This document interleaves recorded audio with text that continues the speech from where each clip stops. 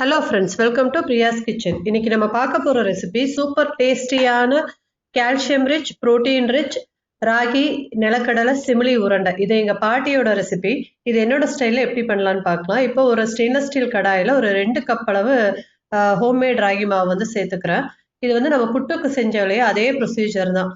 பாதி வரைக்கும் புட்டுக்கு செய்யற மாதிரியே தான் பண்ணணும். ஸோ மாவை வந்து நல்லா வந்து ட்ரை ரோஸ்ட் பண்ணிக்கிங்க. ஹை ஃப்ளேம் வைக்காம ஸ்லோ ஃப்ளேம்லயே நல்லா ரோஸ்ட் பண்ணிக்கங்க. மாவு வந்து இந்த ராகி மாவோட நல்ல ஒரு ஸ்மெல் வந்து வரும், இந்த ஃப்ளேவர் வந்து வரும். அது வரைக்கும் நீங்க சிம்லயே வச்சு ரோஸ்ட் பண்ணிக்கங்க. உங்களுக்கு தொட்டு பார்த்தாவே மாவு வந்து நல்லா சூடா இருக்கும். இந்த மாதிரி நல்லா சூடா இருக்கிற ஸ்டேஜ்ல நம்ம கேஸ் ஸ்டவ்வை வந்து ஆஃப் பண்ணிக்கலாம். ஆஃப் பண்ணிட்டு மாவு கொஞ்சம் நல்லா ஆறட்டும். ஆறுனதுக்கு அப்புறம் தண்ணியில வந்து லேசா கொஞ்சமா மட்டும் உப்பு கலந்துக்கங்க. நிறைய உப்பு கலந்துக்க தேவையில்லை, ஏன்னா இது ஸ்வீட் ரெசிபி தான். கொஞ்சமா உப்பு கலந்த தண்ணியை லேசா கொஞ்சம் கொஞ்சமா தெளிச்சு நம்ம புட்டு மாவுக்கு பிசைகிற மாதிரியே பிசைஞ்சிக்கலாம். இப்போ நம்ம என்னோட சேனல்ல ஆல்ரெடி ராகி புட்டு வந்து அப்லோட் பண்ணியிருக்கேன். அந்த வீடியோ வேணும் நீங்க ரெஃபரன்ஸ்க்கு எடுத்துக்கலாம். இப்போ ராகி புட்டு வந்து அந்த மாதிரி அந்த கன்சிஸ்டன்சில பிடிச்சிட்டு இப்போ வந்து நான் ஸ்டீம் பண்ணிட்டு இருக்கேன்.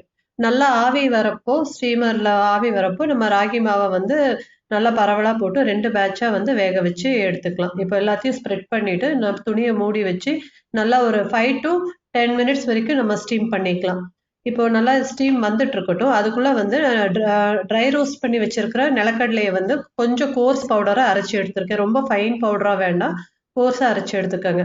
இப்போ வந்து ராகி மாவு வந்து ரெடி ஆயிடுச்சுன்னு பார்க்கலாம். இது வந்து நல்லா வெந்துருச்சு. உங்களுக்கு நல்லா அதை கலந்து விட்டீங்கன்னா கட்டி இல்லாம இருக்கும். இப்போ கொஞ்சம் கட்டி இருந்தாலும் நீங்க மிக்சியில ஒரு பல்ஸ் போட்டு எடுத்துக்கலாம். இப்போ எடுத்து நீங்க அதை உருட்டி பார்த்தீங்கன்னா ஒட்டாம நல்லா அது உருண்டை பிடிக்க வரணும். இதுதான் நல்லா கரெக்டான ஸ்டேஜ். இப்போ இது நல்லா வெந்திருக்குது. இப்போ இந்த மாவை வந்து ஒரு பவுல்ல ட்ரான்ஸ்ஃபர் பண்ணிட்டு ஆற விட்டுடாதீங்க. மாவு நல்லா சூடா இருக்கிறப்பவே தான் இதை நம்ம உருண்டை பிடிக்கணும். இதுக்கு தேவையான அளவு இனிப்புக்கு நீங்க நாட்டு சக்கரை சேர்த்துக்கோங்க. நான் ஒரு 2.5 ஸ்பூன் அளவு நாட்டு சக்கரை சேர்த்துருக்கேன். அந்த கோர்ஸா ஃபைன் பண்ணி வச்ச நிலக்கடலை பவுடரும் இது கூட நம்ம சேர்த்துக்கலாம்.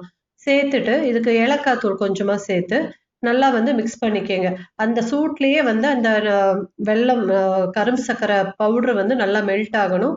அதே சமயத்துல நம்ம அந்த நிலக்கடலை போட்டிருக்கோம் இல்லையா, அதுவும் அது கூட நல்லா வந்து பைண்ட் ஆகி வரணும். ஸோ சூடா இருக்கிறப்பவே நீங்க இதை பிடிச்சிக்கங்க. இப்போ நல்லா டைட்டா வந்து உருண்டை பிடிச்சி வச்சீங்கன்னா சூப்பர் டேஸ்டியான ராகி சிமிலி உருண்டை வந்து ரெடி ஆயிடும். இதை வந்து நீங்க 2 நாள் வரைக்கும் வந்து வச்சிருந்து சாப்பிடலாம். ஃபர்ஸ்ட் டே வந்து சாப்பிட்றப்போ நல்லா கிறிஸ்பியா டேஸ்டியா சாஃப்டாகவும் இருக்கும். ட்ரை பண்ணி பாருங்க. இந்த ரெசிபி உங்களுக்கு பிடிச்சிருந்தா லைக் பண்ணுங்க, ஷேர் பண்ணுங்க, சப்ஸ்கிரைப் பண்ணுங்க. தேங்க்யூ.